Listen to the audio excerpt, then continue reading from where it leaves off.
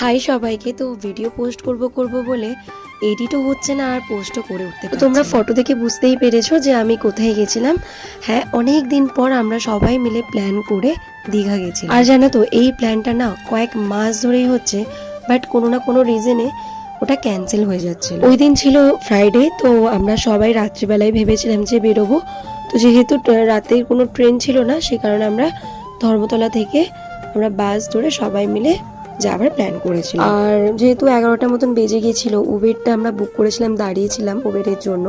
তারপর উবের এলো, দুটো উবের বুক করা হয়েছিল, একটাতে ছিল মেয়েরা আর একটাতে ছিল ছেলেরা। আমরা এইভাবেই গেছিলাম। আর জানো তো ওয়েদারটা বারেবার চেঞ্জ হচ্ছে। এই ওয়েদার চেঞ্জ হচ্ছে মানে বৃষ্টি হচ্ছে, কমছে, ভয়ও লাগছিল যে আমরা ঠিকঠাক মতন বাস অবধি পৌঁছে যাওয়ার পরে বৃষ্টি হোক, কারণ সারা রাতের ব্যাপার, সেটা ম্যানেজ করা যায়, কারণ বাসে থাকলে তো আমাদের কোনো প্রবলেম হবে। আর বাইরে দেখো ঝিরিঝিরি বৃষ্টি হয়েই যাচ্ছে, হয়েই চলেছে।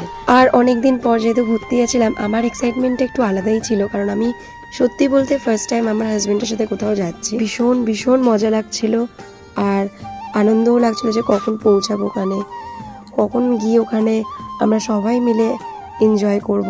কিন্তু জানো তো ওখানে গিয়ে না বাসের টিকিট পাওয়াটা একটু মুশকিল হয়ে গিয়েছিল, যেহেতু আমরা আগের থেকে কেটেছিলাম না, মানে আমরা ভেবেইছিলাম। এই যাওয়ার সময় এই প্রবলেমটা হচ্ছিল, ভীষণ বিরক্ত লাগছিল, কারণ একদিকে বৃষ্টি হচ্ছে, কোনো জায়গা ছিল না যে আমরা সেফলি দাঁড়াই, বৃষ্টিতে ভিজেও যাচ্ছিলাম, প্লাস আমরা ওয়েট করছিলাম যে কখন আমরা টিকিটটা পাই।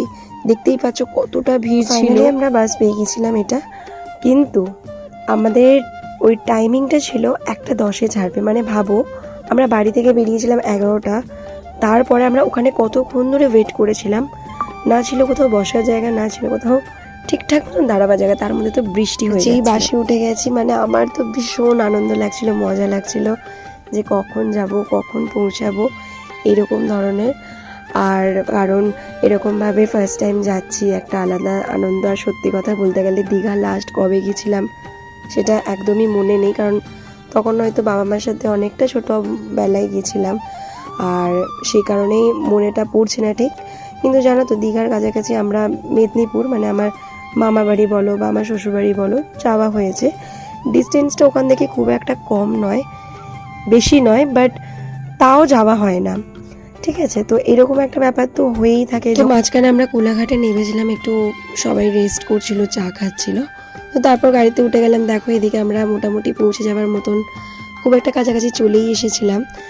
তো যাই হোক, চলো নেক্সট পার্টে তোমাদের দেখাবো আরও অনেক কিছু। বা